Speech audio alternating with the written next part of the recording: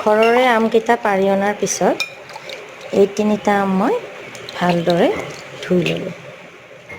তিনিটা আমৰ আম পান্না বনাবলৈ আমাক লাগিব এয়া তিনিটা আম, প্ৰায় 2 কাপ চেনি, এবাটি সতেজ পুদিনা পাত, অকণমান ক'লা নিমখ প্ৰায় 2 চামুচমান আছে। আমখিনি বেছি টেঙা হ'লে অলপ বেছিকৈ ল'ব।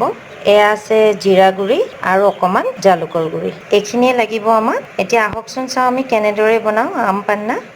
বাকলিখিনি ভালদৰে গুচাই লৈছোঁ।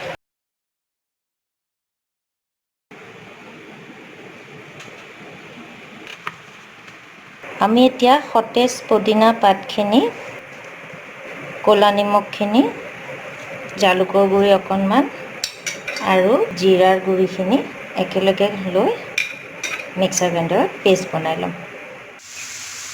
এতিয়া মই কাটি লোৱা আমৰ টুকুৰাখিনি ইয়াতে সিজিবলৈ দি দিছোঁ।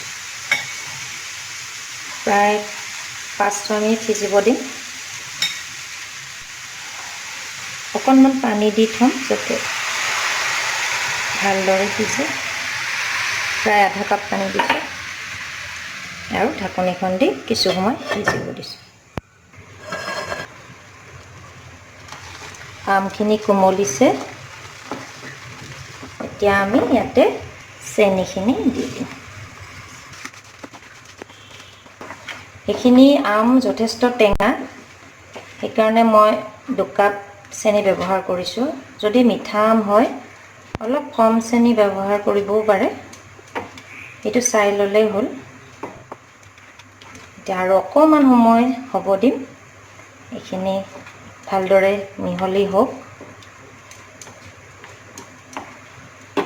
অলপ সময়ৰ কাৰণে আৰু ঢাকনিখন দি দিছোঁ। এইখিনি প্ৰায় হৈছেই। আমি এতিয়া যিখিনি মছলা যোগাৰ কৰি থৈছিলোঁ পুদিনা পাতৰ সৈতে পেষ্ট কৰি থোৱা মছলাখিনি ইয়াতে দি দিম। এইখিনি প্ৰায় 1টাৰ সমান হ'ব লাগিব। 1টাৰ এনেকৈ চালে যদি এনেকৈ অলপমান ডাঠ হয় তেতিয়া গম পোৱা যাব যে এইখিনি মছলা দিব পৰা হৈছে। আমি ইয়াতে মছলাখিনি দি দিম। এয়া মই গ্ৰাইণ্ডাৰত পেষ্ট কৰি থোৱা মছলাখিনি দি দিছোঁ। অকণমান মই নেমু চেপি দিছোঁ। নেমু চেপি দিলে সোৱাদৰ লগতে আমি যিহেতু এইখিনি আম পান্না কেইবাদিনলৈ সংৰক্ষণ কৰি থ'ব পাৰিম। প্ৰায় 2-3 মাহলৈ এইখিনি ফ্ৰিজত থ'লে কাঁচৰ বাচনত তেনেকৈ থৈ দিলে বৈয়ামত থাকিব। আৰু এই নেমুখিনি চেপি দিলে ইয়াৰে চেনিখিনি লদা নাবান্ধে। আৰু আমি পিচকেইটাও ইয়াতে দি দিম। অলপ সময়ৰ কাৰণে এনেকৈ হ'ব দিম।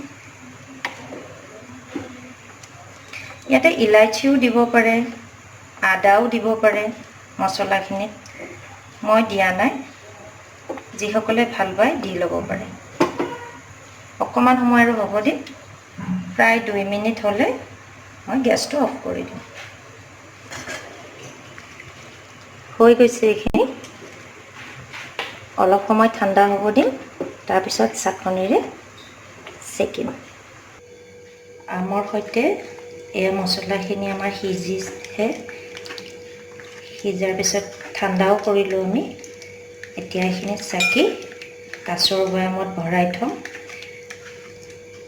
আৰু ফ্ৰিজত থ'লে বহু দিনলৈ আমি ইয়াক চৰবত হিচাপে ব্যৱহাৰ কৰিব পাৰিম।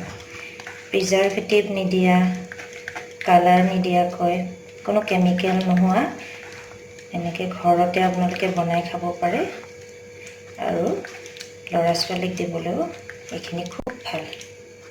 মায়ে যে বনাই থৈছিল আম পান্নাখিনি, সেইখিনি আজি মই চৰবত বনাই দেখালোঁ। No preservatives, healthy and tasty. ইয়াতে মই পানী এতিয়া 2 চামুচ পান্নাখিনি দিম। এতিয়া ভালকৈ ফুটি দিম।